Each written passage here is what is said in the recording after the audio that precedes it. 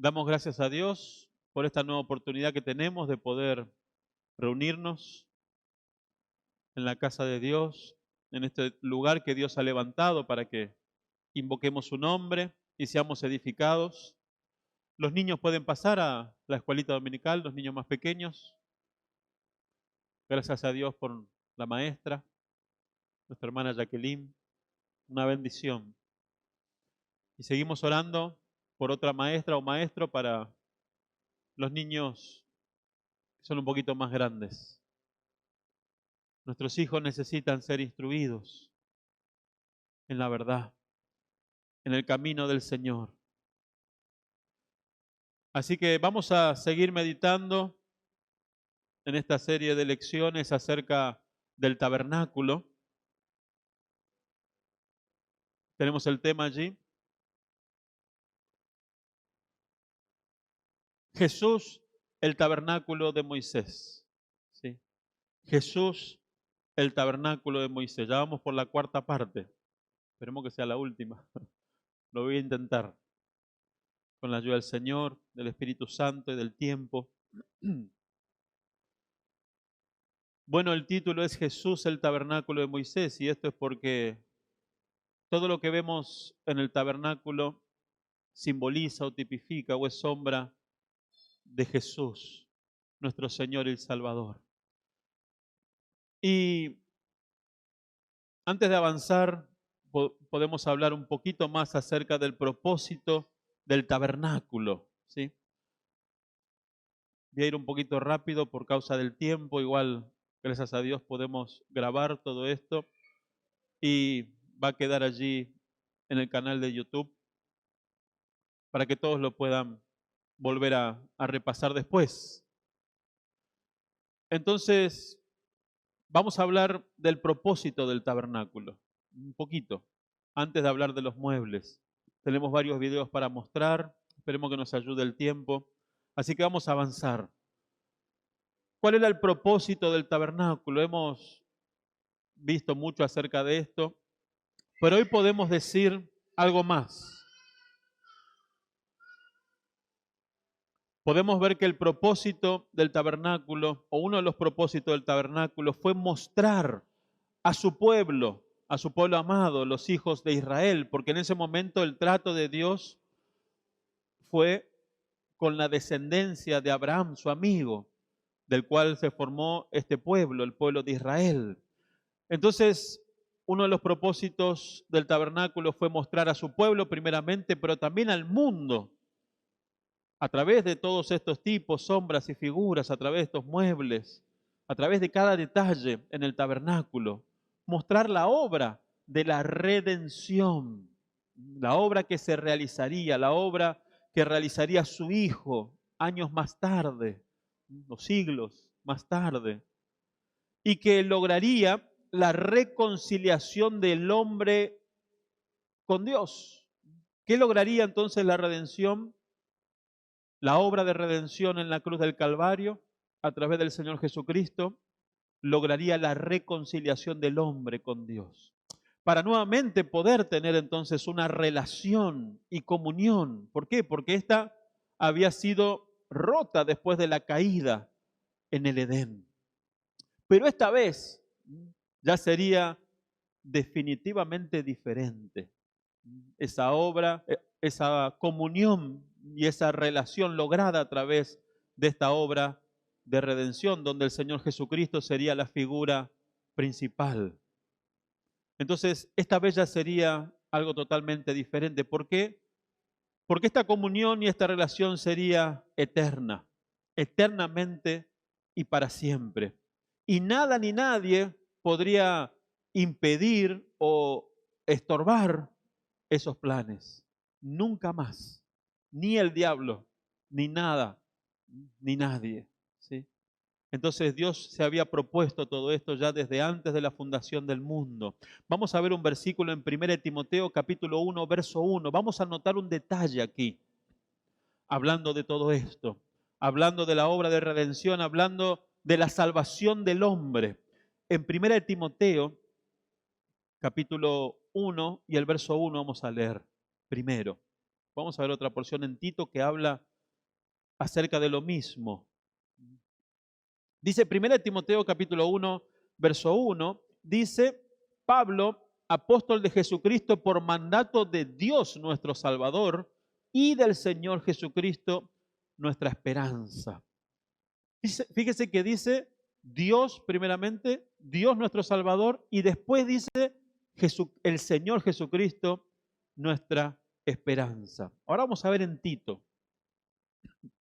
Claro, cuando hablamos de salvación siempre pensamos en Jesús, el Salvador, pero acá menciona a Dios como el Salvador y al Señor Jesucristo, dice, nuestra esperanza.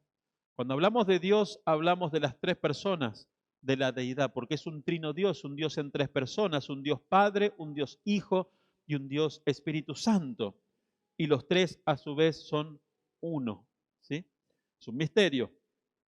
Y en Tito, el capítulo 1, y vamos a ver los versos 3 y 4, habla de lo mismo.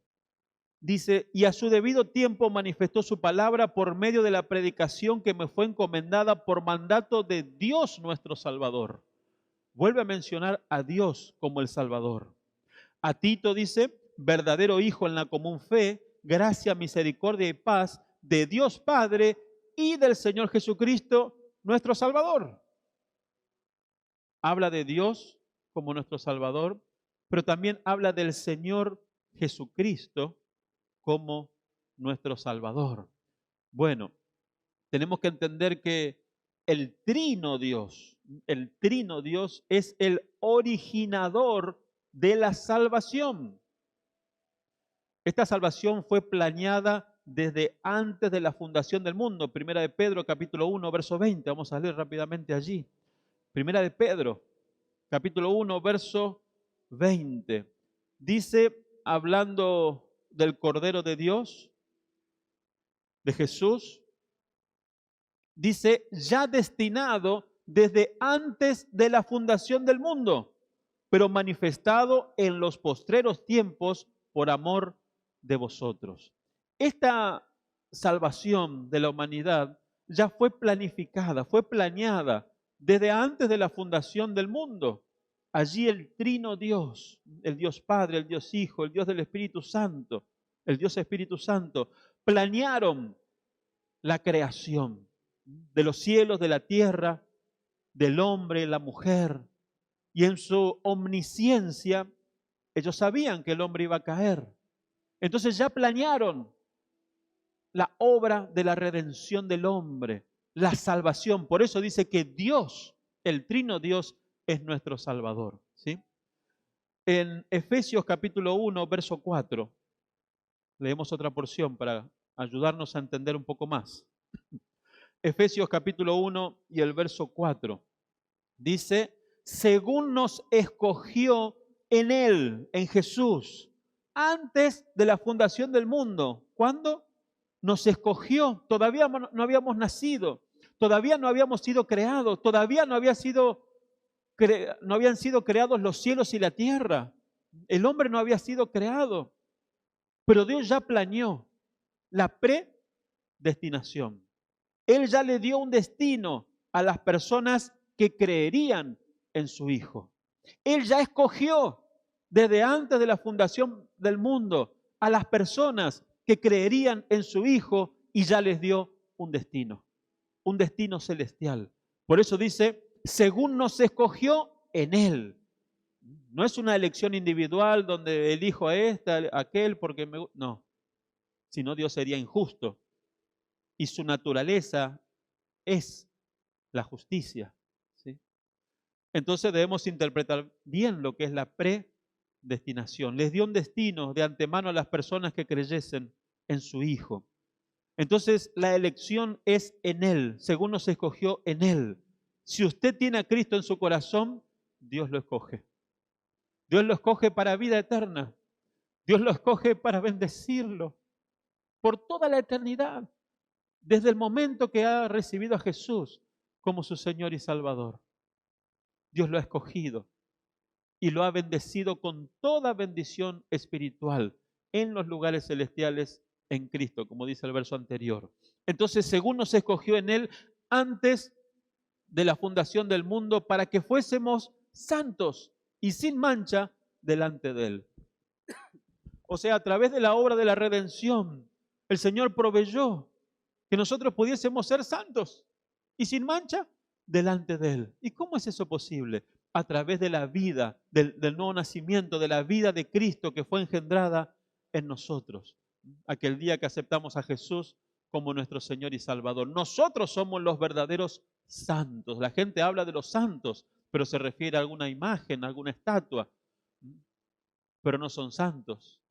Dice la Escritura que detrás de los ídolos están los demonios. Los verdaderos santos somos los hijos de Dios, que hemos sido justificados y santificados. ¿Amén? ¿No escuché el amén? Debemos entender esta verdad.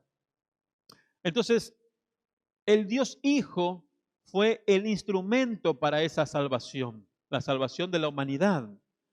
Él habitó, dice Juan, que Él habitó entre nosotros, o hizo su tabernáculo en este mundo, naciendo como hombre. Presta atención en lo que voy a decir acá, porque esto es algo muy importante que debemos notar y debemos entender. Él vino a este mundo, tomó un cuerpo de hombre, nació como hombre en un cuerpo de hombre y fue como el Hijo del hombre, no como el Dios Hijo, no, fue como el Hijo del hombre que realizó la obra de la redención del hombre. Presta atención. O sea, fue como hombre, no como Dios Hijo, que Él realizó la obra de la redención. Él nació y vivió en este mundo como hombre, murió como hombre y el Padre lo resucitó como hombre, lo resucitó de entre los muertos como hombre, ¿sí? Y esto fue por el poder del Dios Espíritu, el Espíritu Santo. Eso fue al tercer día de su muerte. Lo levantó de la tumba como cabeza de una nueva creación, un nuevo hombre. Un nuevo hombre. Un hombre resucitado. ¿Sí? Desde que Jesús resucitó, el hombre puede resucitar ahora. ¿Sí? De hecho, todos los hombres van a resucitar, sean hijos de Dios o no. Unos resucitarán, dice, para vida eterna y otros resucitarán para condenación eterna. Entonces, de allí en adelante, entonces, después de haber resucitado, después de que Dios lo resucitó como una nueva creación, los que creyesen en Él obtendrían los resultados de la redención y también la naturaleza de Dios. Escuche bien, eso lo dice Pedro. Dice que nosotros somos o fuimos hechos participantes de la naturaleza de Dios, de su naturaleza divina, ¿sí? El hombre. Entonces sería un hombre nuevo, un hombre resucitado, un hombre justo. Estos son algunos de los resultados de la obra de redención del Señor Jesucristo en la cruz. En Daniel, el profeta Daniel, Dios le mostró algo. Daniel capítulo 7, verso 13. Daniel capítulo 7, verso 13. Dice, miraba yo en la visión de la noche y he aquí con las nubes del cielo venía uno como un hijo de hombre, dice. Como un hijo de hombre, no como el Dios Hijo, no, como un hijo de hombre. No cualquier hombre, por supuesto, porque sabemos que Jesús no fue engendrado como hombre con la naturaleza corrompida adámica o de Adán. No, no. Fue el Espíritu Santo que puso la semilla en el vientre de María para que ella lo concibiese. No cualquier hombre, entonces. Pero de esa manera, Él sería entonces el Dios Hijo, al encarnarse en este mundo, sería el Hijo del hombre. Y como el Hijo del hombre, Él fue resucitado, y como el Hijo del hombre, Él es la cabeza de una nueva creación. Ahora, nosotros que hemos creído, entonces pertenecemos a esa nueva raza humana divina. Repito, nosotros que hemos creído, que hemos sido participantes del nuevo nacimiento, somos parte, pertenecemos a esa nueva raza humana divina, ¿sí? Tenemos la vida divina del Hijo de Dios en nosotros, somos parte de Él, estamos unidos a Él, somos parte de su cuerpo y de sus huesos glorificados, ¿sí? Recuerden que Él se presentó de esa manera después de haber resucitado delante de los discípulos. ¿Y qué vieron ellos? Un hombre. Vieron un hombre, pero con un cuerpo glorificado, ¿sí? Esa es la nueva raza, ese es el nuevo hombre, ese es el postrer Adán, el segundo hombre, como dice la Escritura. Es algo que tenemos que entender. Entonces, nosotros estamos unidos a Él en espíritu. Estamos unidos a Él en espíritu eternamente y para siempre. Una vez y para siempre, a través del nuevo nacimiento, nosotros somos parte de Él. Por eso es una locura pensar que la salvación se puede llegar a perder. Porque la salvación es una persona, es un nuevo nacimiento. Es un nuevo ser engendrado según Dios, por el poder de Dios, unido a Jesús, eternamente y para siempre. Y nada ni nadie puede quitarnos de allí. Nada. El pecado, Jesús lo llevó. El diablo fue vencido. La muerte fue vencida.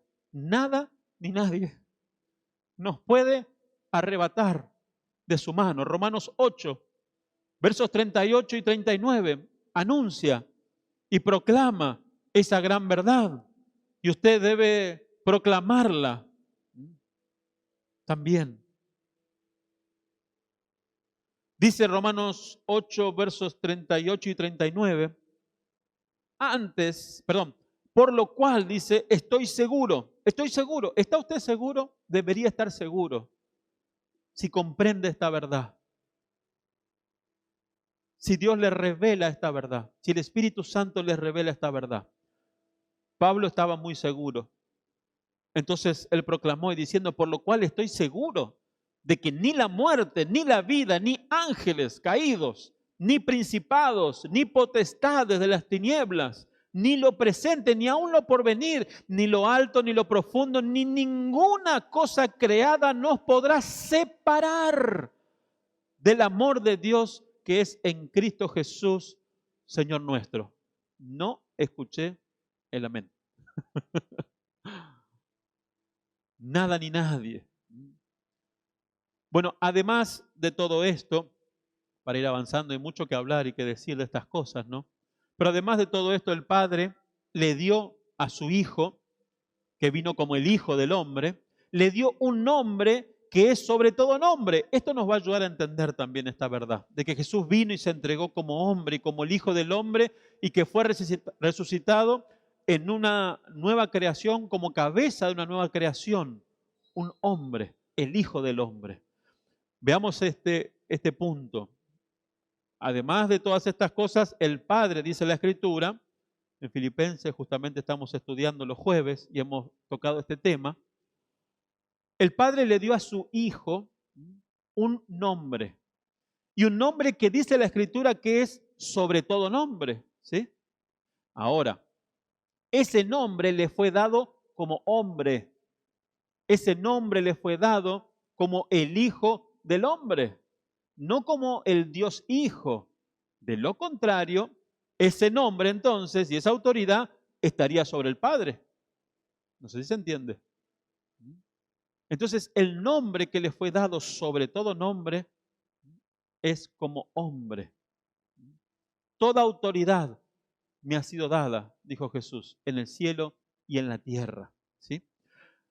Y sobre todas las cosas, por supuesto, está Dios, el trino Dios. Y por supuesto, el Dios Padre. Entonces, por causa de todo esto que estamos viendo, debemos saber que cuando Él venga, ahora prontamente ya, en su segunda venida a reinar, lo hará como hombre. Dice la Escritura en Apocalipsis que todo ojo le verá, dice, y harán lamentación por él, dice. Harán lamentación por él, especialmente su pueblo. ¿Por qué? Porque se van a dar cuenta que ese Jesús, ¿cómo se van a dar cuenta? Porque va a venir como Jesús, con su cuerpo humano glorificado, ¿sí? Entonces se van a dar cuenta que ese Jesús a quien ellos rechazaron, a quien ellos crucificaron, es el Dios Hijo, ¿sí? Que vino a este mundo y se encarnó. Por eso Satanás, que le gusta imitar las cosas de Dios, va a hacer lo mismo. Él se va a encarnar en un hombre, en el anticristo, ¿sí? Entonces, la venida del Señor Jesucristo está cerca. Y cuando Él venga a reinar, como dije, lo hará como hombre, como el Hijo del hombre. Y ahí, en ese momento, nosotros, a los cuales, como ya habíamos meditado, por causa de su obra en la cruz, nos hizo reyes y sacerdotes. Hemos meditado que Él, a través de su obra, nos hizo reyes y somos sacerdotes. Eso es una realidad. Lo crea usted o no, lo entienda usted o no, es una realidad, es algo que fue provisto por la obra de la redención en la cruz del Calvario. Entonces, cuando Jesús venga a reinar como Rey de Reyes y Señor de Señores, nosotros también reinaremos como reyes sobre la tierra. Esa es una verdad, una realidad. Ahora, hermano, por favor, no deje de notar en esta parte hasta qué punto, hasta qué posición esta obra de redención realizada allí en la cruz del Calvario exaltó al ser humano después de su caída. Imagínese, llegó a exaltarnos a ese nivel de ser rey y sacerdote sobre la tierra juntamente con el Señor Jesucristo.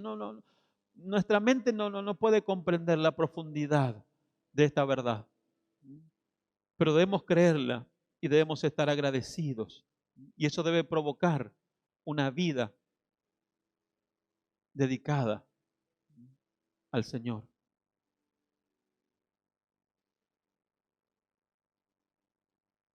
Por eso es tan importante entonces estudiar el tabernáculo, este tema.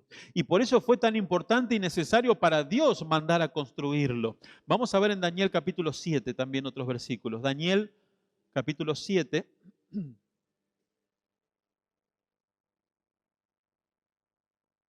Daniel 7. Y vamos a ver los versos 18 primeramente, 22 y así. Daniel 7, 18 dice, después, Daniel tuvo una visión, ¿no? Y está contando esta visión, y dice, después recibirán el reino los santos del Altísimo. ¿Quiénes? Los santos del Altísimo. ¿Quiénes son esos? Acá hay uno. ¿Le da una idea? Nosotros somos los santos del Altísimo. ¿Y qué va a pasar con ellos? ¿Qué recibirán? El reino. Recibirán el reino los santos del Altísimo y poseerán el reino hasta el siglo, eternamente y para siempre. Verso 22. Hasta que vino el anciano de días, que representa a Jesús, y se dio el juicio a los santos del Altísimo. ¿A quiénes se le va a dar el juicio? Esa potestad de juzgar. ¿A quiénes? A los santos del Altísimo. A usted y a mí. Si recibimos esa facultad de juzgar, eso viene por crecimiento y por madurez. Y se ejercita aquí en la tierra mientras estamos aquí, juzgando no a nuestros hermanos, juzgándonos a nosotros mismos, juzgando nuestra vida, nuestras acciones. Hasta que vino el anciano de días y se dio el juicio a quienes, a los santos del Altísimo. Y llegó el tiempo y los santos recibieron ¿qué? El reino. Versos 26 y 27. Pero se sentará el juez. Está hablando Daniel de lo que va a ocurrir, de la visión que recibió, algo futuro. Pero se sentará el juez y le quitarán su dominio para que sea destruido y arruinado hasta el fin. Y que el reino y el dominio y la majestad de los reinos debajo de todo el cielo, fíjese hermano, el reino, el dominio, la majestad de los reinos debajo de todo el cielo sea dado ¿a quién? Al pueblo de los santos del Altísimo, cuyo reino es eterno, y todos los dominios le servirán y obedecerán, dice. Impresionante. Entonces, el alcance de la obra de la redención. Entonces, por eso es tan importante este tema del tabernáculo y entender todos los tipos, sombras y figuras, ¿sí? Y fue Dios quien le dio a Moisés esta visión del tabernáculo. Fue Dios que le dio esta visión para construir el tabernáculo de la reunión. ¿Por qué? Porque solo Él conocía todos los detalles de su Hijo Jesucristo. Solo Él lo conocía tan íntimamente. Y solo Él también conocía todo el plan y el proyecto divino para la redención del hombre, que habíamos dicho que fue desde antes de la fundación del mundo. Podemos notar también que el tabernáculo, en este sentido, una vez que fue totalmente construido y con cada mueble así en su lugar, también fue una figura, escuché bien, el tabernáculo, una vez terminado, con todos los muebles en su lugar, vamos a ver una imagen ahora. El tabernáculo fue figura de la naturaleza tripartita del hombre. La naturaleza tripartita del hombre. Y también fue tipo de Jesús como hombre. ¿Sí? Fíjese la imagen. El tabernáculo, una vez que estaba ya todo construido, este representa el atrio. El atrio era un patio exterior. Y una vez que estaban todos los muebles en su lugar, bueno, básicamente este atrio, este patio exterior, representa nuestro cuerpo y el cuerpo del Señor Jesucristo como hombre, ¿sí?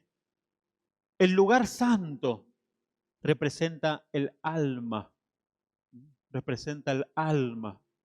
Y el lugar santísimo representa el espíritu. Entonces, el tabernáculo, una vez que se construyó todo, representó al ser humano y a Jesús como hombre, que es tripartito, que tiene tres partes. Nosotros tenemos tres partes, tenemos cuerpo, tenemos alma y tenemos espíritu, ¿sí? La otra imagen. También en las Escrituras podemos ver que el libro de Proverbios nos habla acerca del cuerpo. Entonces, el atrio representa también al libro de Proverbios en la Escritura. Y recordemos que Jesús es la Escritura. Él es la palabra. Él es el verbo. Los salmos tocan todo lo referente al alma. Los salmos tocan todo lo referente al alma, ¿sí? Y el libro de Cantares representa o nos habla de todo lo referente al espíritu. Todo lo referente al espíritu. Algunos no comprenden bien, no tienen revelación del libro de Cantares y lo ven como un libro que incluso no hay que leerlo por lo que dice, ¿no? Habla de una relación entre un hombre y una mujer, pero ese hombre no es nada más y nada menos que nuestro Señor Jesucristo, y esa mujer somos nosotros, la iglesia, la novia del Señor que quiere ser la esposa del Señor y se está preparando para ser la esposa del Señor. Es interesante entonces notar, ¿no? Cómo todo en el tabernáculo tenía un significado, simbolizaba algo espiritual. Ahora vamos a ver otras dos imágenes, son las que conseguí. También la posición, un detalle que quiero notar antes que pasemos a todos los muebles. La posición o la manera en que fueron colocados los muebles del tabernáculo, como vamos a notar, ahí está la imagen cruz 1, es la posición. Aquí tenemos el altar de bronce, la fuente de bronce, la mesa de los panes de la proposición, el candelero, el altar de incienso y el arca con el propiciatorio. La posición en que se colocaron los muebles a pedido de Dios. Dios fue el que pidió y el que guió a Moisés cómo debían ser todas las cosas, ¿sí? Entonces, la posición en que se colocaron los muebles formaba una cruz. ¿Casualidad? No, no. Como dije, Dios estaba guiando todas las cosas. Dios estaba mostrando la obra de redención de su Hijo, como dije, a su pueblo, pero también al mundo entero a través de tipos, sombras, figuras y señales. Realmente maravilloso. Entonces, vamos a pasar ahora a... Hay otra imagen de esa, ¿no? Sí. No, no es la mejor imagen, pero por lo menos nos da una idea. Habla de Jesús. La posición de los muebles. Entonces, hablan de la cruz, ¿sí? Bueno, ahora vamos a pasar directamente a cada uno de los muebles, comenzando por el atrio, comenzando por el patio exterior. Y vamos a ver un video cortito, ¿sí? Vamos a ver cómo era el atrio, cuáles fueron las instrucciones acerca del atrio. Cuando quieran. Asimismo harás el atrio del tabernáculo. Al lado meridional, al sur, tendrá el atrio cortinas de lino torcido, de 100 codos de longitud para un lado. Sus 20 columnas y sus 20 basas serán de bronce. Los capiteles de las columnas y sus molduras de plata. De la misma manera, al lado del norte habrá a lo largo cortinas de 100 codos de longitud, y sus 20 columnas con sus 20 basas de bronce. Los capiteles de sus columnas y sus molduras de plata. El ancho del atrio, del lado occidental, tendrá cortinas de 50 codos, sus columnas 10 con sus 10 basas. Y en el ancho del atrio por el lado del oriente, al este, habrá 50 codos. Las cortinas a un lado de la entrada serán de 15 codos, sus columnas 3 con sus 3 basas. Y al otro lado 15 codos de cortinas, sus columnas 3 con sus 3 basas.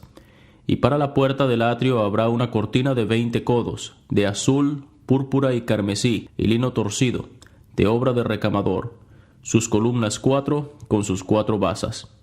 Todas las columnas alrededor del atrio estarán ceñidas de plata, sus capiteles de plata y sus basas de bronce. La longitud del atrio será de 100 codos, y la anchura 50 por un lado y 50 por el otro, y la altura de 5 codos, sus cortinas de lino torcido y sus basas de bronce. Todos los utensilios del tabernáculo en todo su servicio, y todas sus estacas, y todas las estacas del atrio serán de bronce.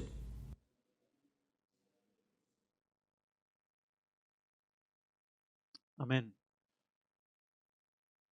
Bueno, realmente son muchos los detalles y puedes prender. No sé si querés quedarte por ahí porque vamos a seguir. Hay mucho para ver en cuanto a esto, hermanos, pero no podemos dar todos los detalles por causa del tiempo, ¿sí? Algunos detalles vamos a ver. Entonces, atrio era un patio, era un patio. El patio, llamado también el patio exterior del tabernáculo, y estaba cercado, como hemos visto, por muchas columnas y una cortina también. Y había, como hemos visto, una puerta de entrada. Bueno, esa cortina era blanca, de lino fino torcido, y representaba la pureza de Cristo, el blanco, su vida en este mundo, una vida santa, que lo hizo apto, por supuesto, para hacer el perfecto sacrificio para redimir a la humanidad. Cuando el Trino Dios planeó la obra de la redención, no había otro que pudiese hacer la obra de la redención. Entonces Jesús se ofreció, dice, a sí mismo para realizar esta obra. Entonces esa cortina blanca representa, entre otras cosas, esa pureza, esa vida santa, su humanidad santa, sin defecto, sin mancha. Y esto también fue tipificado por el Cordero Pascual. En Éxodo capítulo 12, usted puede ver allí después, que acerca del Cordero Pascual que tenía que ser inspeccionado 4 días para ver si tenía algún defecto, alguna mancha. Y si tenía algún defecto, no podía ser usado. ¿Por qué? Por lo que representaba. Debía representar a Jesús, el Cordero de Dios. Entonces debía ser sin defecto. Bueno, esta cortina blanca representa a Jesús también de esa manera. Esta vida santa entonces lo hizo apto al Señor Jesucristo también para ser la puerta, la única puerta de acceso para tener comunión y una relación con el Dios Santo. ¿Sí?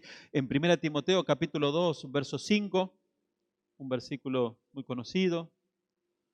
1 Timoteo, el capítulo 2 y el verso 5.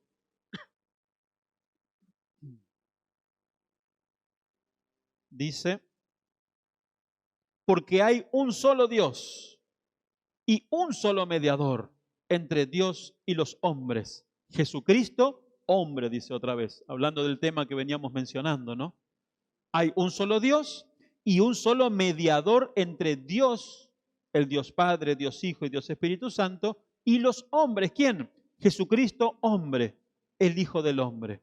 Entonces, un solo mediador, por eso no podía haber muchas puertas, por lo que representaba, la puerta representaba a Jesús como la única manera de poder acercarse a Dios, como el único mediador entre Dios y los hombres. Así también Jesús estuvo colgado en una cruz, suspendido ahí en el aire, entre el cielo y la tierra, como un mediador entre Dios y los hombres. ¿Sí? Entonces, ahora podemos pasar ya a la puerta. Vamos a hablar acerca de esa puerta. Vamos a ver otro video.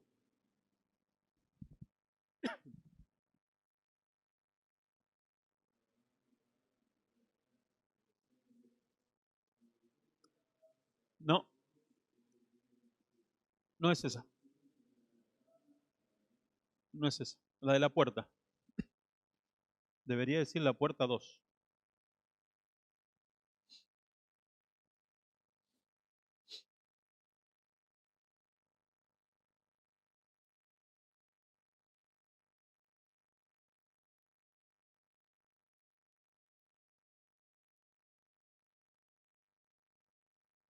¿No está? Y sacala de Mega. ¿Tampoco? Bueno, entonces vamos a volver a retomar. Bueno, la puerta, igualmente ya vimos en el atrio, cuando vimos recién el video del atrio, vimos que terminó mostrando la puerta. Esta puerta tenía 4 columnas, ¿sí? Esta puerta tenía 4 columnas y tenía una cortina diferente.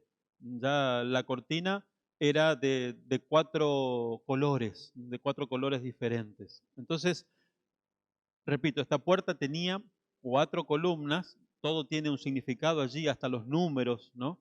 Como dije, no podemos ver todo, pero vemos por lo menos por arriba. Esta puerta tenía 4 columnas y una cortina de 4 colores. Las 4 columnas representan a los 4 evangelios que anuncian la salvación a través de Jesús. Cada evangelista muestra un aspecto diferente del Señor Jesucristo. Mateo, Marcos, Lucas y Juan. Ellos hablan de Jesús como la puerta. Ellos hablan de Jesús como el Salvador. Ellos hablan de Jesús como el mediador entre Dios y los hombres. Ellos hablan de Jesús como el único camino, la única verdad y la vida eterna. Esas 4 columnas entonces representan a Jesús como Salvador. Después, la cortina de 4 colores también representa 4 aspectos del mismo Señor Jesucristo, del Salvador, de la puerta, del mediador, del único mediador. Vemos el color blanco. El blanco nos habla de su pureza. El carmesí nos habla de su sangre derramada. El azul, el color azul nos habla de su carácter celestial. Y el púrpura finalmente. El púrpura es el color de la realeza. Nos habla de su realeza y de su majestad. Bueno, vamos a notar algo muy interesante. Esta puerta fue colocada hacia el oriente. ¿Está? ¿El video no? ¿Está el video? ¿De la puerta no? Ok.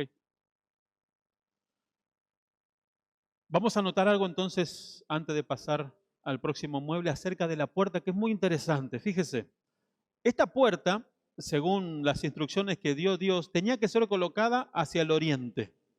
Tenía que ser colocada hacia el oriente, según las instrucciones de Dios. Bueno, podemos notar que cuando Dios echó a Adán y Eva del Edén, puso querubines para guardar el camino al Edén. ¿Y hacia dónde los puso? Hacia el oriente.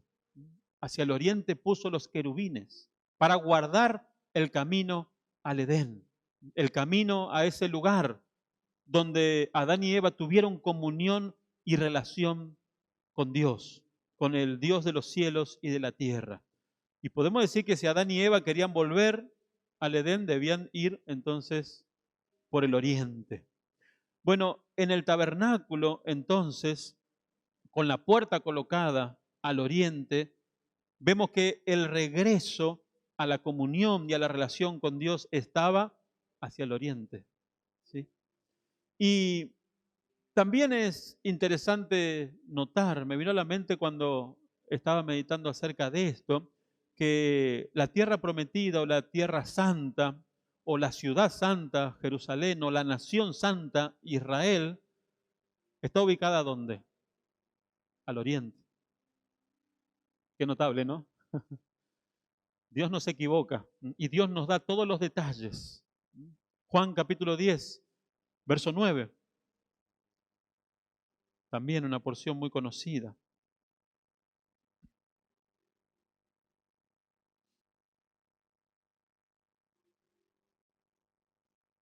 Juan capítulo 10 y el verso 9. Jesús dijo, yo soy la puerta. Juan 10:9, yo soy la puerta. El que por mí entrare será salvo y entrará y saldrá y hallará pastos. Hallará pastos. Entonces, vemos como Juan presenta a Jesús como la puerta. Jesús mismo dijo, yo soy la puerta. Él es la puerta, la única puerta. Por eso no había varias puertas. Era realmente grande todo el campamento, ¿sí? Y podía haber tenido otra puerta de acceso para facilitar las cosas, pero no. Por lo que representaba, entonces había una sola puerta, representando a Jesús como la puerta, el único camino para llegar a Dios, ¿sí? Ahora sí, entonces, el altar de bronce. Hay un video, o debería.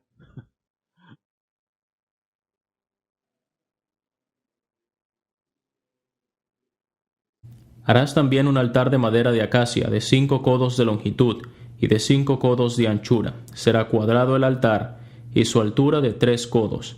Y le harás cuernos en sus 4 esquinas. Los cuernos serán parte del mismo, y lo cubrirás de bronce.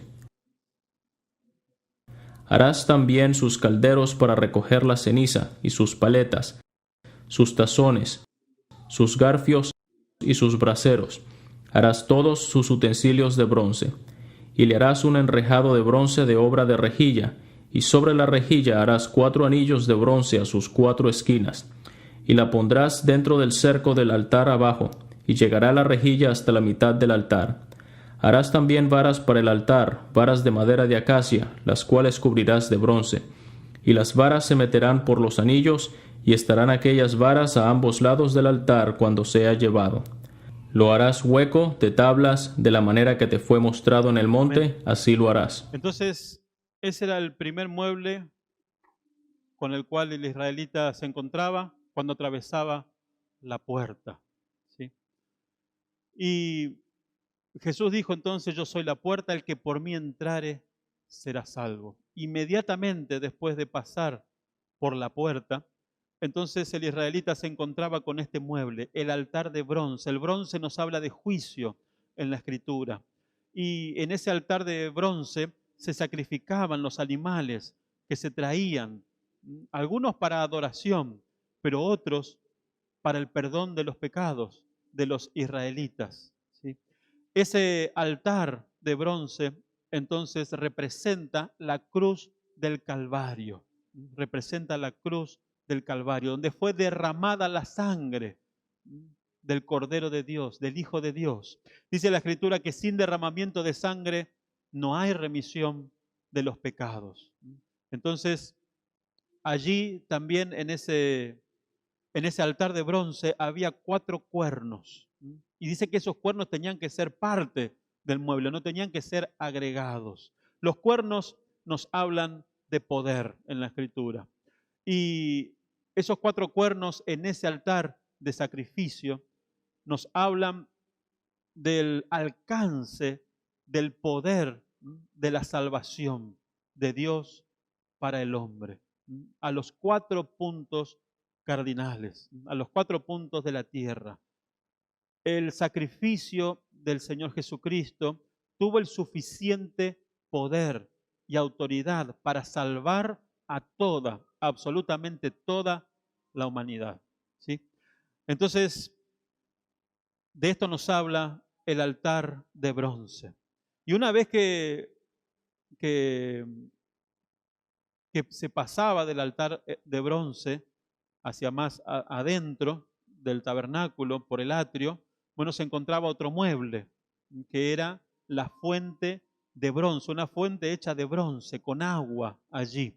Y allí solamente, en el antiguo pacto, solamente los sacerdotes, los hijos de Leví, ¿no es cierto?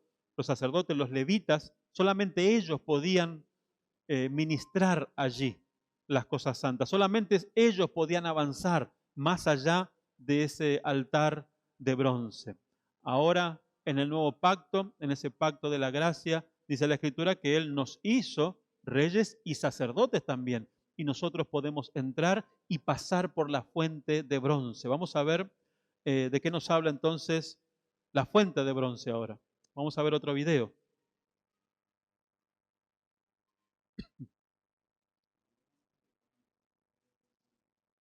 Habló más Jehová a Moisés diciendo, harás también una fuente de bronce, con su base de bronce, para lavar. La colocarás entre el tabernáculo de reunión y el altar, y pondrás en ella agua. Y de ella se lavarán a Aarón y sus hijos las manos y los pies. Cuando entren en el tabernáculo de reunión, se lavarán con agua para que no mueran. Y cuando se acerquen al altar para ministrar, para quemar la ofrenda encendida para Jehová, se lavarán las manos y los pies, para que no mueran. Y lo tendrán por estatuto perpetuo, él y su descendencia por sus generaciones. Amén. Entonces, estos sacerdotes que podían pasar más allá del altar de bronce y llegaban a la fuente de bronce, representan al creyente, aquel que ha pasado ya por la cruz, aquel que ha sido redimido, entonces como sacerdote puede ya dirigirse hacia el lugar santísimo. Pero había algunos pasos que había que dar antes de llegar a la presencia. Y allí estaba este mueble, primeramente, el altar, la fuente de bronce, la fuente de bronce. Bueno, esta fuente de bronce fue hecha de los espejos que las egipcias le dieron a las mujeres israelitas cuando salieron de Egipto con mano poderosa, como habíamos meditado al principio. Ellos los echaron y le dieron todas las cosas, ¿sí? Y como habíamos meditado hoy, ellos ofrendaron todas esas cosas que habían recibido, que Dios había hecho que los egipcios le diesen en recompensa, en justicia, por todos los años que sufrieron, todos los años que fueron oprimidos por los egipcios sin paga. Dios los recompensó grandemente, pero ellos, ellas especialmente las mujeres, trajeron sus espejos, dejaron de lado la vanidad y pusieron en primer lugar a Dios y a su obra y trajeron sus espejos. Y esta fuente fue hecha entonces de esos espejos. En Éxodo capítulo 38, verso 8, habla de esta porción. Éxodo 38, verso 8.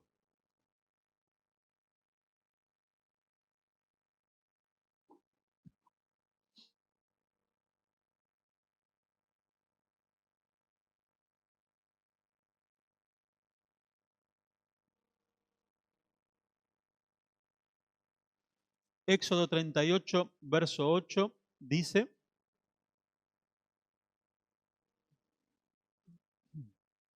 también hizo la fuente de bronce y su base de bronce, de los espejos de las mujeres que velaban a la puerta del tabernáculo de reunión.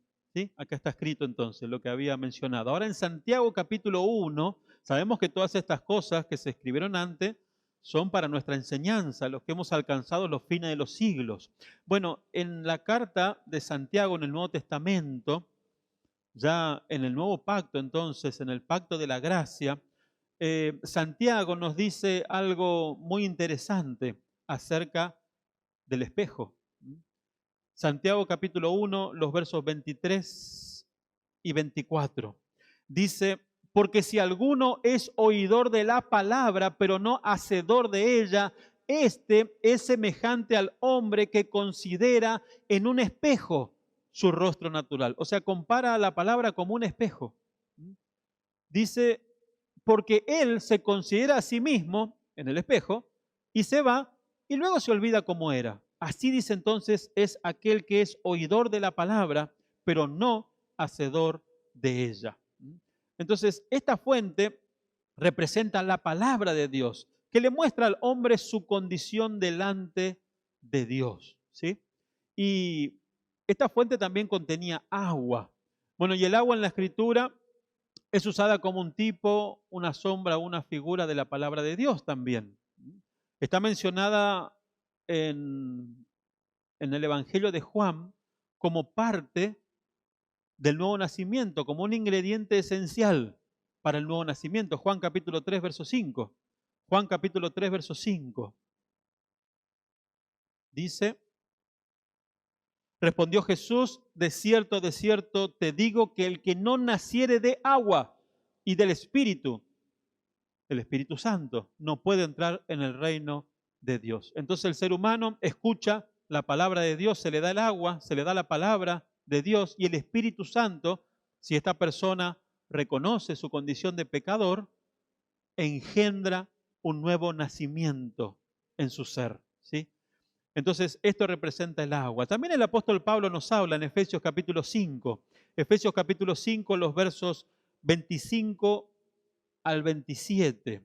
Allí el apóstol nos enseña del efecto limpiador y purificador de la palabra de Dios. Efesios 5, 25 dice: maridos, amad a vuestras mujeres así como Cristo amó a la iglesia y se entregó a sí mismo por ella. ¿Para qué? Para santificarla. ¿Y cuál fue el instrumento que él usó? Habiéndola purificado en el lavamiento del agua por la palabra. ¿Con qué fin? A fin de presentársela a sí mismo, una iglesia gloriosa que no tuviese mancha ni arruga ni cosa semejante, sino que fuese santa y sin mancha. Entonces, la palabra está siendo comparada aquí al agua. ¿Qué hace entonces el agua? Bueno, nos purifica, ¿sí? Nos limpia. Bueno, el mismo efecto tiene en lo espiritual la palabra de Dios. Nos limpia y nos purifica. Por eso es tan importante traer nuestro cuerpo, ¿sí? Sabemos que somos tripartitos, tenemos cuerpo, tenemos alma y tenemos espíritu. Hay que traer el cuerpo a la casa de Dios, no dejando de congregarnos, dice, como algunos tienen por costumbre. Y uno de los grandes propósitos de congregarnos es el ser limpiados y purificados por la palabra. Y debemos hacerlo por fe, porque no pareciera que la palabra nos está limpiando, nos está purificando en este momento, pero Dios dice que sí. Dios dice que sí, y lo creemos. Y por fe, entonces traemos nuestro cuerpo a este lugar. ¿Para qué? Para ser limpiados y purificados por la palabra de Dios. Debemos hacerlo por fe. Así también cuando leemos, cuando no sé, venimos a los estudios bíblicos, debemos tener esa fe de que la palabra va a actuar en nosotros. Aparte también está escrito, dice la Escritura: así será mi palabra que sale de mi boca, dice. No volverá a mí vacía, sino que hará lo que yo quiero, dice, para lo cual fue enviada. También el apóstol de la iglesia habló acerca del poder de la palabra y dice en Hechos 20:32, os encomiendo a Dios y a la palabra de su gracia que tiene poder, dice. La palabra de gracia que está contenida allí en esas 14 cartas del apóstol Pablo. Esa palabra de gracia dice, tiene poder para sobreedificarnos y para darnos herencia entre los santificados. La palabra de Dios tiene poder para darnos crecimiento y madurez espiritual. Y repito, debemos leerla o estudiarla o venir a los estudios bíblicos o congregarnos por fe, creyendo esta verdad y esta realidad de la cual Dios habla en su palabra, ¿sí? Bueno, ahora veremos la mesa de los panes de la proposición o de la presencia, ¿sí? Tenemos otro video allí. La mesa de los panes de la proposición. Vamos avanzando. Ya entramos al lugar santo acá. Harás asimismo una mesa de madera de acacia. Su longitud será de 2 codos, y de 1 codo su anchura, y su altura de codo y medio. Y la cubrirás de oro puro, y le harás una cornisa de oro alrededor. Le harás también una moldura alrededor de 1 palmo menor de anchura, y harás a la moldura una cornisa de oro alrededor.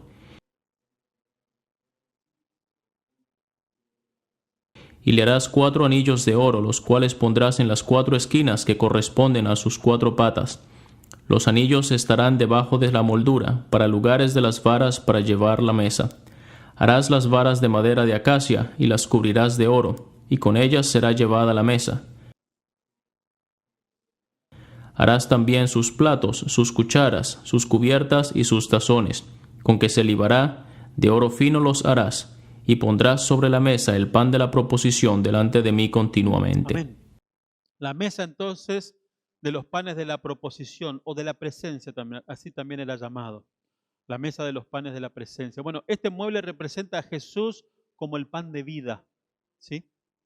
Luego de su muerte y resurrección, el Señor Jesucristo se convirtió en nuestro alimento espiritual, como recién mencionamos, que produce crecimiento o estatura o madurez espiritual, ¿sí? Y hay un versículo, vamos a ver, Juan 12:24. Juan 12:24. El Evangelio de Juan.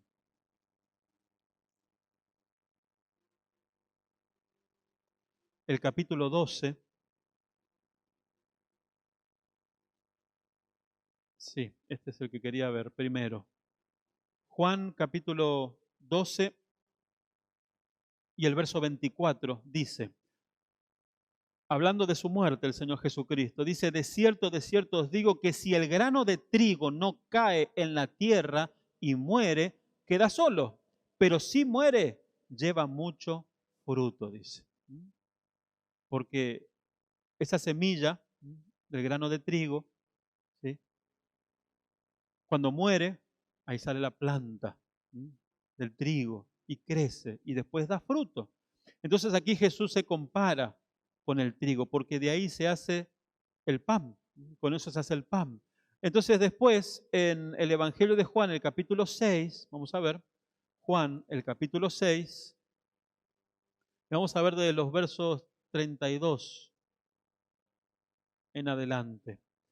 Juan capítulo 6, verso 32 en adelante. Y Jesús le dijo, de cierto os digo, no os dio Moisés el pan del cielo, porque estaban hablando del maná, mas mi Padre os da el verdadero pan del cielo. Porque el pan de Dios es aquel que descendió del cielo y da vida al mundo.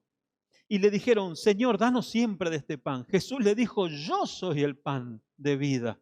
El que a mí viene nunca tendrá hambre y el que cree en mí no tendrá sed jamás, dice. Mateo 4:4, el Evangelio de Mateo, capítulo 4 y el verso 4. Entonces Jesús es aquel verdadero pan de vida, representado por los panes allí en la mesa de los panes de la proposición o de la presencia. Mateo capítulo 4 y el verso 4. Dice, él respondió y dijo, escrito está, no solo de pan vivirá el hombre, sino de toda palabra que sale de la boca de Dios. Esta es una necesidad para el Hijo de Dios tener este entendimiento, esta comprensión y esta revelación. El enemigo procura distraernos de esto, de que no lo veamos, que la palabra es un alimento espiritual y que debemos tomar el tiempo para leer la palabra. Y siempre la vida espiritual es comparada a la vida natural, o la vida natural es comparada a la vida espiritual.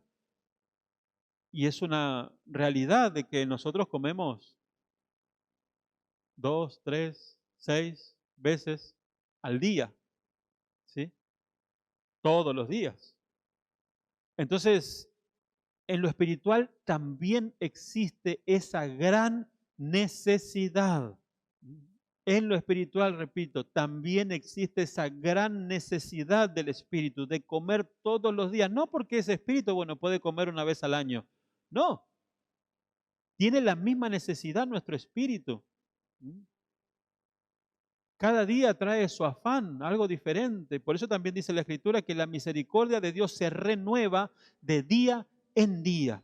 Entonces, cada día. También tenemos el ejemplo del maná en el Antiguo Testamento, que el maná caía del cielo y no servía por una semana, por un mes. No. A veces pensamos que nos congregamos una vez y bueno, ya podemos soportar por lo menos un mes sin venir. No. El maná servía para ese día. Al otro día ya no servía más. Entonces, Dios nos da la porción diaria en su gracia, en su misericordia, de alguna manera. Algunos ven videos en YouTube, algunos ven un devocional, otros siguen también en la Biblia electrónica que nos da cada día un versículo. Cada uno tiene su manera, ¿sí? Pero necesitamos una porción diaria, por lo menos una porción diaria de la Escritura para alimentar nuestro hombre nuevo, el hombre interior, para sustentarlo. Y después nos sorprendemos cuando no tenemos victoria, cuando nos desanimamos, cuando nos deprimimos, cuando el enemigo hace lo que quiere con nosotros, nos sorprendemos, ¿sí? ¿Y a quién culpamos? Además del pastor. Culpamos a Dios muchas veces. Renegamos de Dios o nos preguntamos, ¿por qué Dios? Y Él nos diría, ¿por qué, hijo? No te alimentás, no te fortaleces. Él dejó el instrumento para que podamos estar sustentados cada día. Entonces, eso es parte del secreto para una vida de victoria, el alimentarnos todos los días, aunque no lo entendamos bien, aunque pareciera que no hay resultado, vuelvo a repetirlo, debemos hacerlo por fe. Es una gran necesidad como hijos de Dios comer o dar de comer a nuestro espíritu, al hombre interior, cada día de nuestra vida. Repito, porque cada día traerá su propio afán. Vamos por el sexto mueble, el candelero de oro. El candelero de oro. Vamos a ver un videito. Brandon.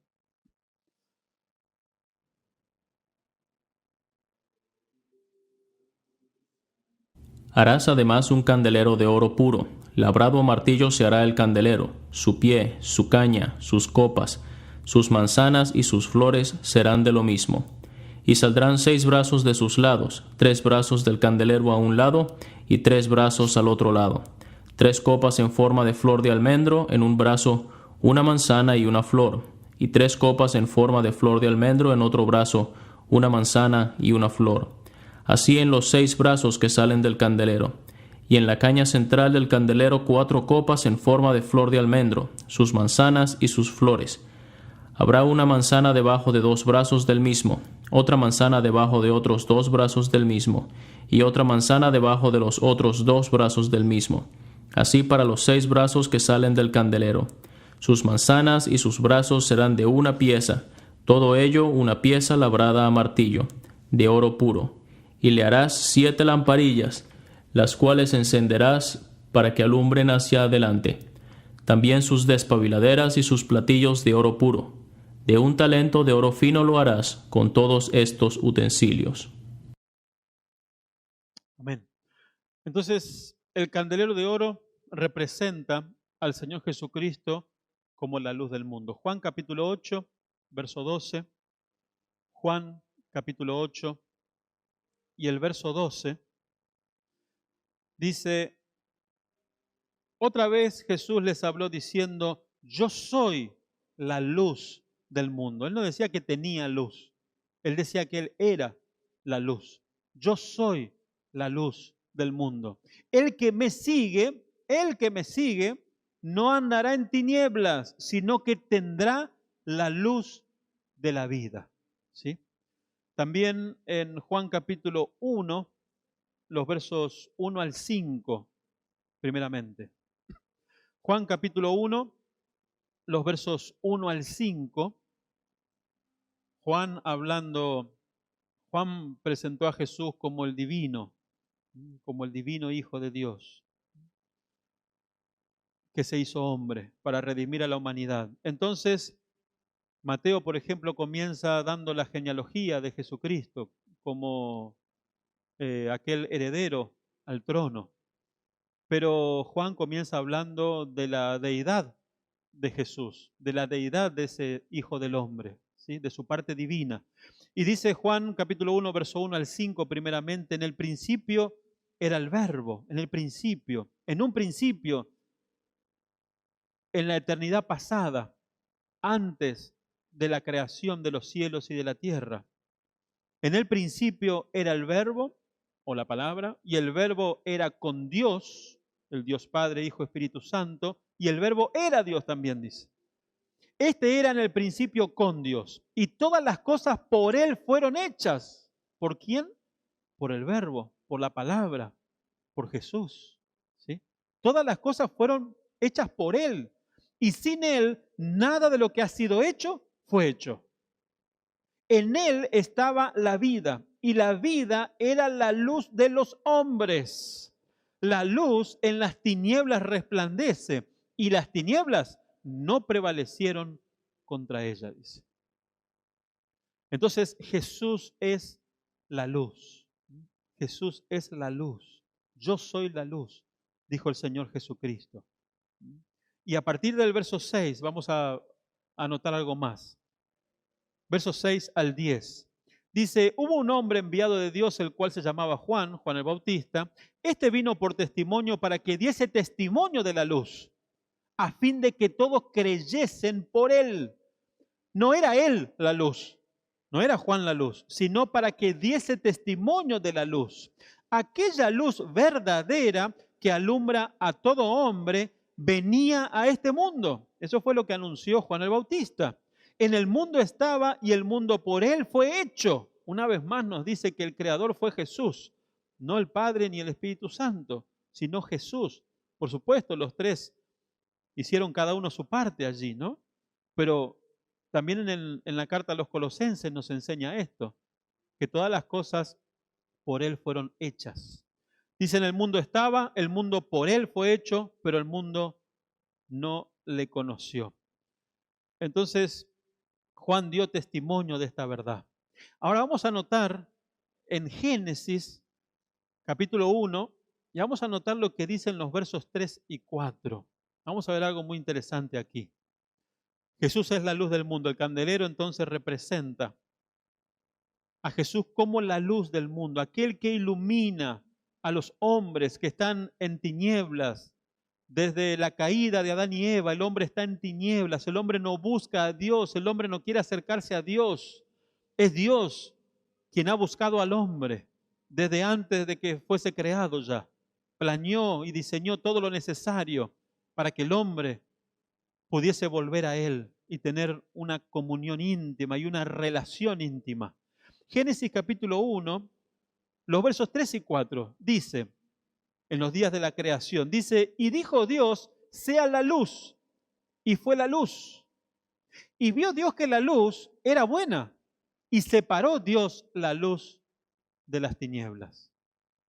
Ahora nosotros podríamos pensar que esta luz provenía del sol, pero recién en el cuarto día fue creado el sol. Recién en el cuarto día fueron creadas las lumbreras. Entonces aquí ya nos informa de la luz. Él es la luz. Él es la luz. Jesús dijo entonces, yo soy la luz. Pasamos al otro mueble. Por causa del tiempo, hay muchos detalles que podemos mencionar aquí, pero por causa del tiempo no podemos. Vamos a avanzar un poquito más. Ya pasamos por la mesa de los panes, la proposición, estamos en el lugar santo, pasamos por el candelero, ahora vamos al altar de incienso. Harás asimismo un altar para quemar el incienso, de madera de acacia lo harás. Su longitud será de 1 codo y su anchura de 1 codo. Será cuadrado y su altura de 2 codos, y sus cuernos serán parte del mismo. Y lo cubrirás de oro puro, su cubierta, sus paredes en derredor y sus cuernos.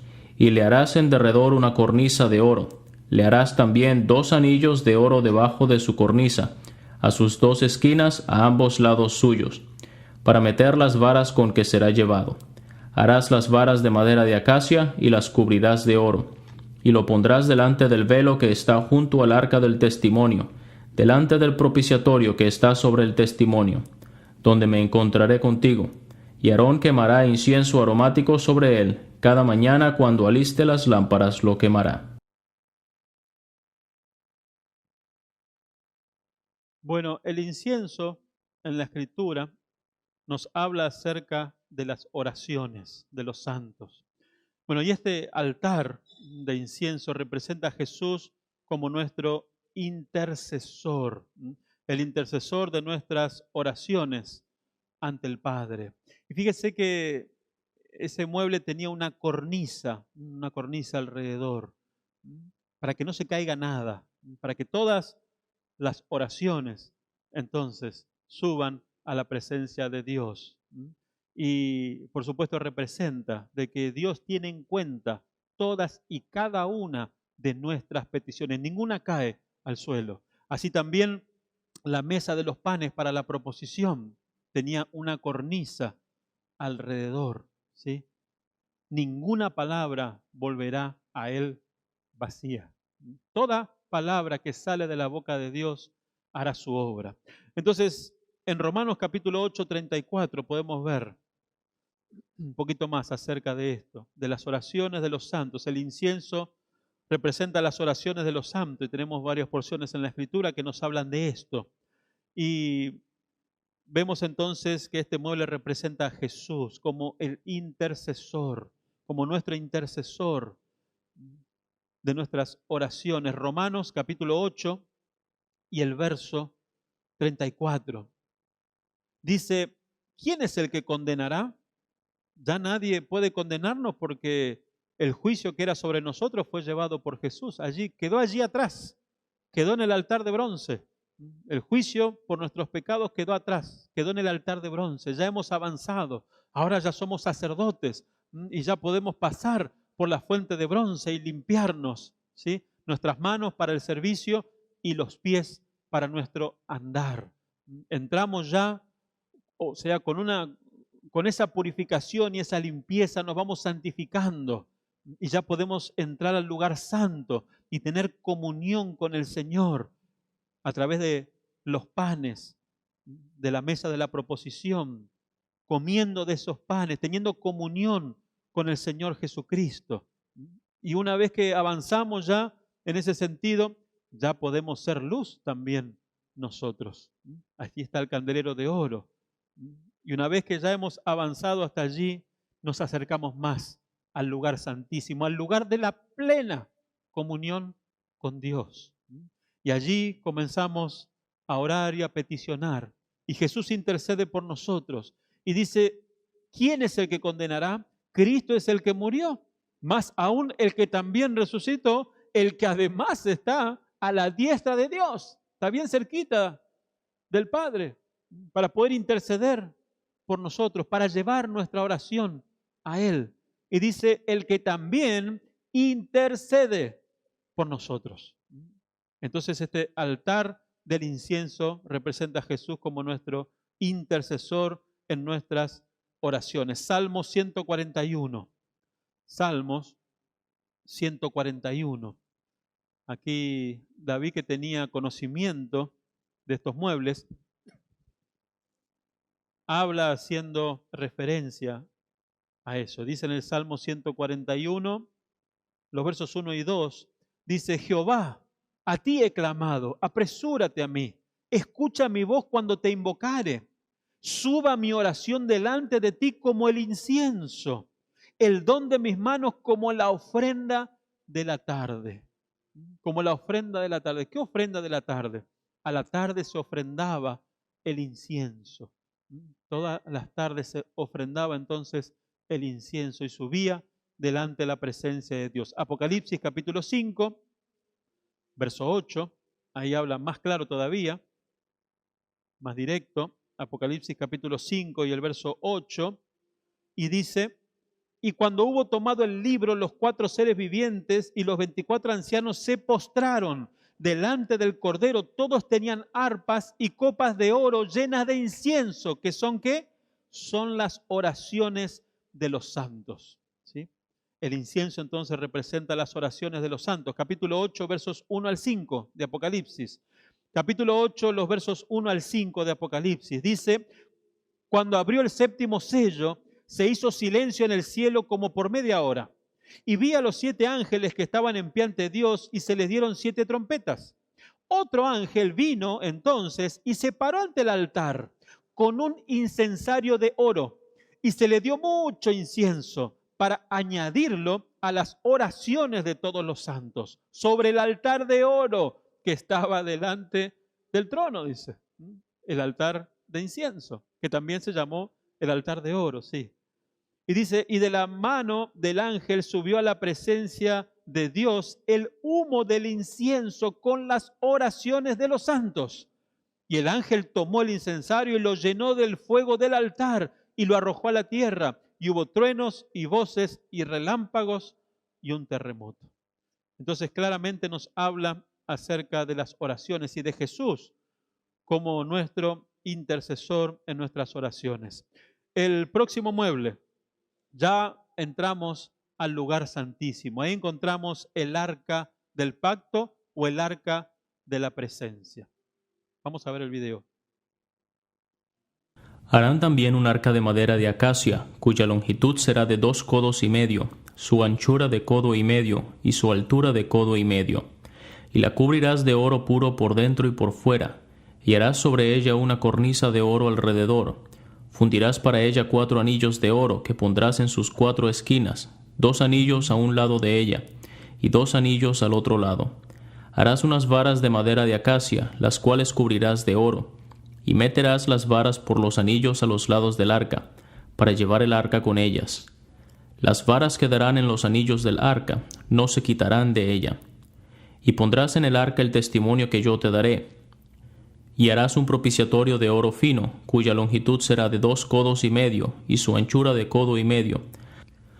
Harás también 2 querubines de oro, labrados a martillo, los harás en los 2 extremos del propiciatorio. Harás pues un querubín en un extremo y un querubín en el otro extremo. De una pieza con el propiciatorio harás los querubines en sus 2 extremos. Y los querubines extenderán por encima las alas, cubriendo con sus alas el propiciatorio, sus rostros el uno enfrente del otro, mirando al propiciatorio los rostros de los querubines.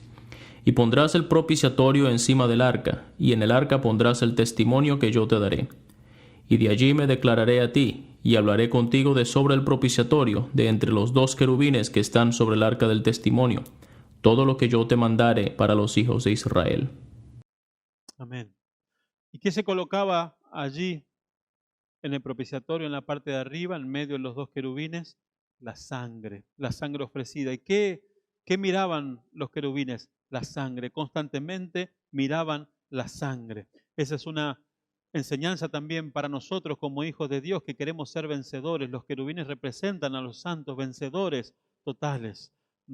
Y el secreto de la victoria está en contemplar continuamente, cada día de nuestras vidas, no los domingos, cada día de nuestra vida, la sangre, el poder de la sangre, el precio pagado por nuestra redención, el precio que fue pagado para nuestra liberación, para nuestra victoria. ¿Sí?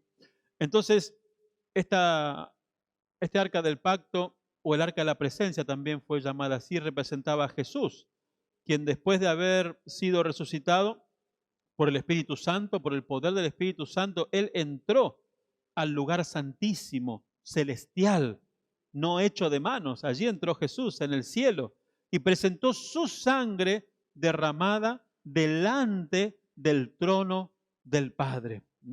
Y por medio de esa sangre, Él obtuvo entonces eterna redención para el hombre. En el antiguo pacto, solamente una vez al año entraba el sumo sacerdote. Los sumos sacerdotes iban cambiando a través de los años porque morían, entonces lo sucedía a otro. Y esa sangre que era derramada, como no era la sangre del Cordero de Dios, como no era la sangre del Hijo de Dios o del Dios Hijo, ¿sí?, encarnado en un hombre y derramada, como no era esa sangre, la sangre en el Antiguo Testamento que era depositada entonces allí en el propiciatorio, solamente cubría los pecados por un año hasta el año siguiente, y así se fueron acumulando año tras año, los pecados del pueblo de Israel y de todos los hombres, hasta el día que la esencia llegó a este mundo, el Señor Jesucristo. Y Isaías ya había profetizado diciendo que Jehová cargó en él el pecado de todos nosotros. Por eso el cielo se oscureció en aquel momento y aún el Padre no pudo ni siquiera mirar a su Hijo. Volvió su rostro de su Hijo por la cantidad de pecados que había en él. Y no solamente por la cantidad de pecados, sino también entendemos por la Escritura que Él fue hecho pecado. Él fue hecho pecado. Además de cargar los pecados, Él fue hecho pecado en ese momento. Fue parte de la provisión de Dios para terminar con el pecado. En Hebreos capítulo 9, versos 11 y 12, les recomiendo leer todo el capítulo 9 y 10 de Hebreos, que habla acerca de esto y de mucho más, cosas que no podemos ver, como dije, por causa del tiempo. Hebreos capítulo 9, los versos 11 y 12, dice: pero estando ya presente Cristo, ahora, ya no los toros y machos cabríos, estando ya presente Cristo ahora, sumo sacerdote de los bienes venideros, el sumo sacerdote del nuevo pacto, el sumo sacerdote que no era del orden arónico, que no era hijo de Aarón, que no descendía de Aarón. Su sacerdocio es según el orden sacerdotal de Melquisedec. Pero estando ya presente Cristo, sumo sacerdote de los bienes venideros, por el más amplio y más perfecto tabernáculo. Quiere decir que hay un más amplio, más grande y más perfecto tabernáculo que el tabernáculo de Moisés. Y dice, no hecho de manos, es decir, no de esta creación. Nos habla de los lugares celestiales a los lados del norte, donde el trono de Dios está establecido. Dice, y no por sangre de machos cabríos ni de becerros, sino por su propia sangre Jesús entró una vez para siempre en el lugar santísimo, habiendo obtenido, ¿qué? Eterna redención. Eternamente para siempre entonces nos redimió. Los materiales en que estaba hecho este mueble, ¿no?, representan la doble naturaleza de Cristo. Estaba hecho de madera de acacia. La madera de acacia representa la humanidad, representa al hombre. Y este mueble estaba hecho de estos dos materiales, de la madera de acacia, y también estaba recubierto todo absolutamente de oro. El oro nos habla de la divinidad en la Biblia, ¿sí? Entonces ahí vemos la doble naturaleza del Dios Hijo. Él vino como el Hijo del hombre, ¿sí? Entonces podemos ver en Mateo 27, ya casi terminamos, Mateo 27,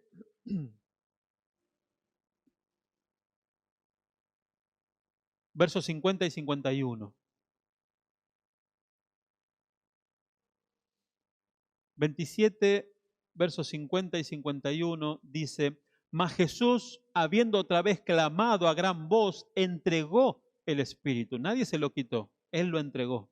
Y he aquí el velo del templo que estaba allí literal, se rasgó en dos. Como digo siempre, estas cosas naturales representan a verdades espirituales. En aquel momento, ese velo que no nos permitía entrar en la presencia de Dios fue roto, fue quebrado, así como ocurrió también literalmente en la tierra.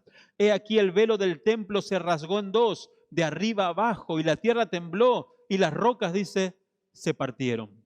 Hebreos capítulo 10, versos 12 en adelante, también nos habla acerca de esta verdad. Hebreos capítulo 10, versos 12 en adelante. Dice, pero Cristo, habiendo ofrecido una vez para siempre un solo sacrificio por los pecados, se ha sentado a la diestra de Dios. Después de resucitar, entonces, Él fue y se presentó a la diestra de Dios, llevando su sangre, presentando su sangre allí en el propiciatorio celestial, ¿sí? En la presencia de Dios. Dice, de ahí en adelante, esperando.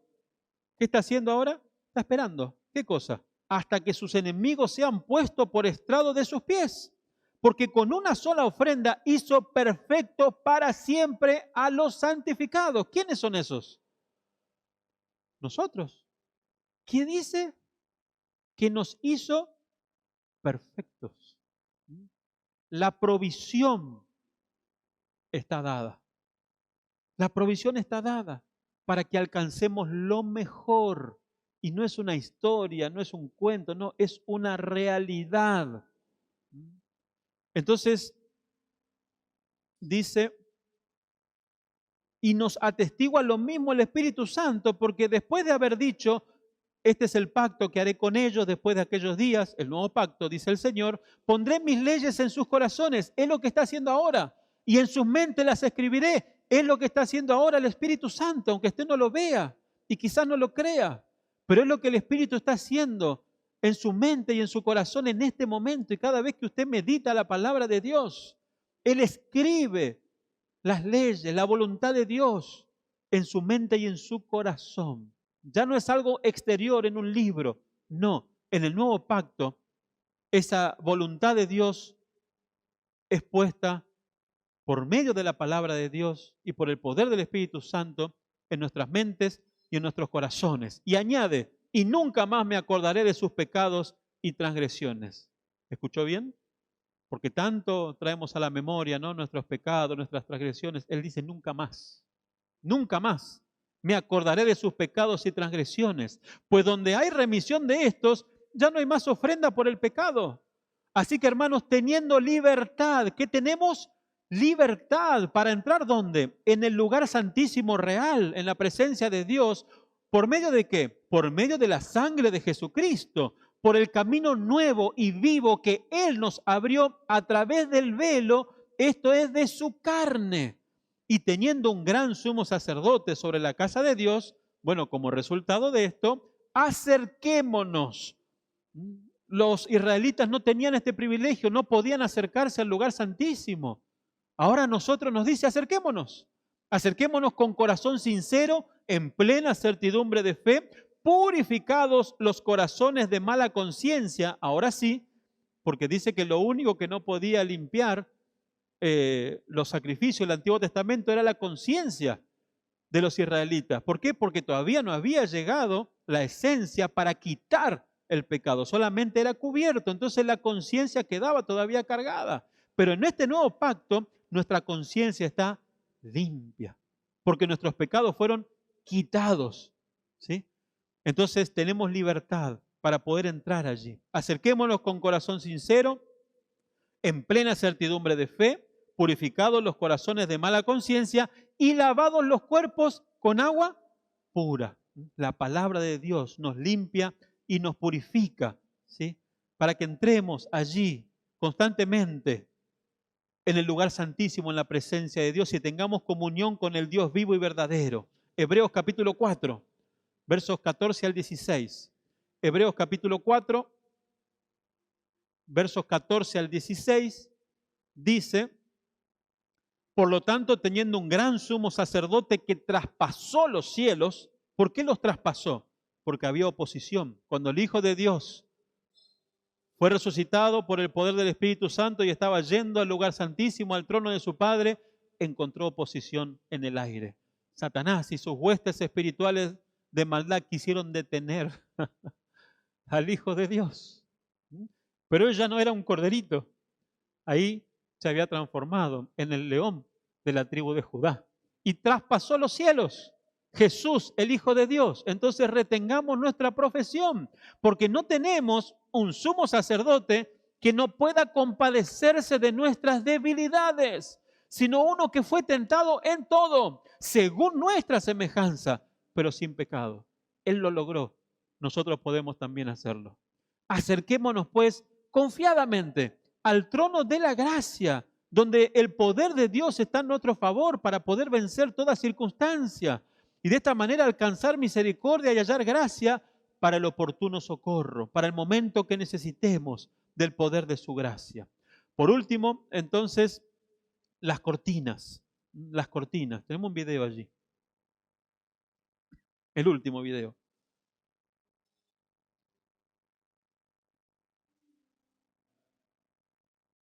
Harás el tabernáculo de 10 cortinas de lino torcido, azul, púrpura y carmesí, y lo harás con querubines de obra primorosa.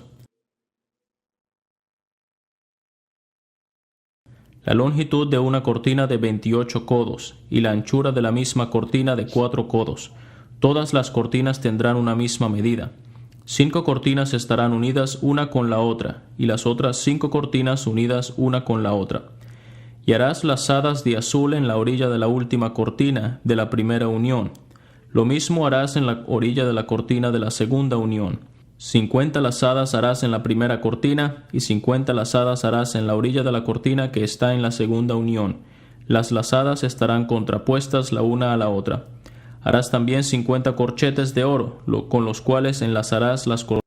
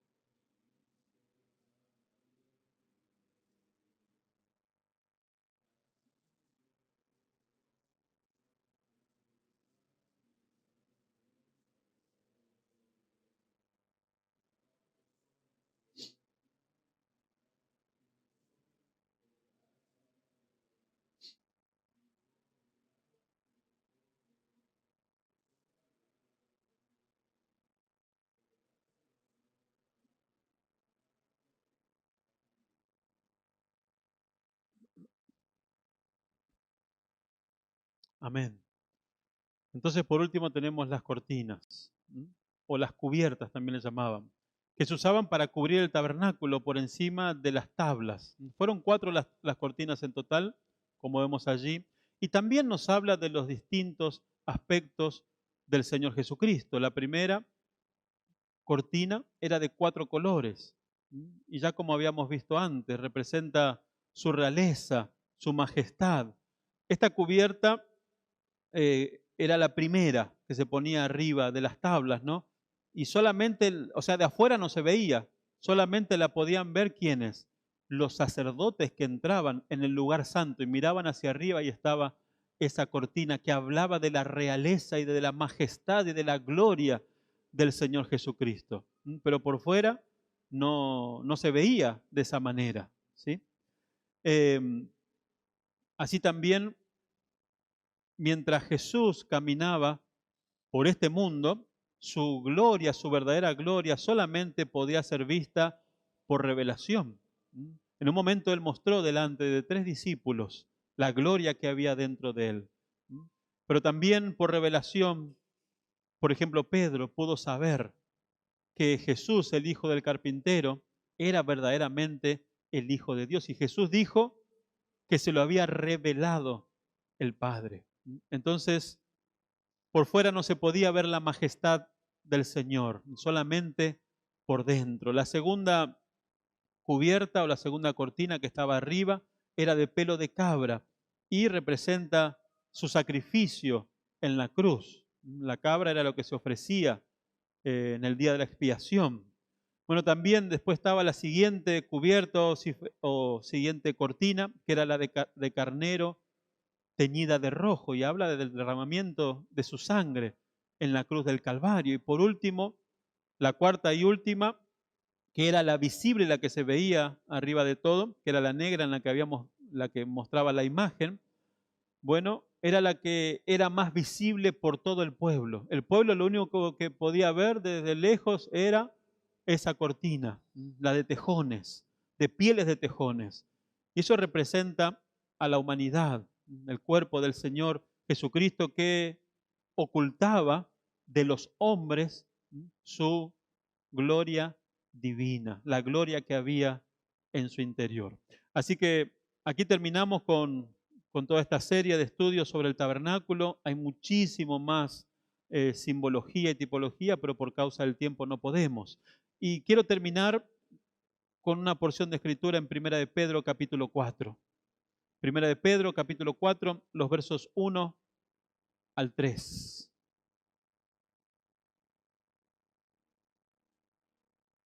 Primera de Pedro, capítulo 4, un consejo del apóstol Pedro. Sabemos quién fue Pedro, cuál era su carácter, ¿sí? Y cómo manifestó su carnalidad en algunos momentos, mismo frente al Señor Jesucristo. Y Él nos aconseja, después de haber crecido y después de haber madurado en el Señor, en 1 de Pedro capítulo 4, versos 1 al 3, Él nos dice: puesto que Cristo ha padecido por nosotros en la carne, vosotros también armaos del mismo pensamiento. ¿Qué pensamiento? Padecer en la carne. Nosotros no queremos padecer, no queremos sufrir, no queremos nada. Pero debemos saber que el precio del trono es el padecimiento en la voluntad de Dios. A veces sufrimos por causa de nuestras malas decisiones o por el pecado, como consecuencia del pecado. Pero el sufrir en la perfecta voluntad de Dios, padecer en la perfecta voluntad de Dios, hará que alcancemos el trono, que ganemos el trono y que reinemos con Jesús y que recibamos la facultad de juzgar al mundo. Por eso en Corintios dice: ¿o no sabéis que habéis de juzgar a los ángeles caídos y al mundo? Entonces, vosotros también armados del mismo pensamiento, pues quien ha padecido en la carne terminó con el pecado. Esa es la provisión, para no vivir el tiempo que resta en la carne conforme a las concupiscencias de los hombres, sino conforme a la voluntad de Dios. Baste ya el tiempo pasado para haber hecho lo que agrada a los gentiles, andando en lascivias, concupiscencias, embriagueces, orgías, disipación y abominables idolatrías. ¿Sí? Baste ya el tiempo, dice la Escritura. Entonces, recibamos el consejo de la palabra de Dios. Que Dios bendiga su palabra en esta mañana. Amén. Vamos a ponernos de pie para orar. Vamos a terminar con oración y vamos a interceder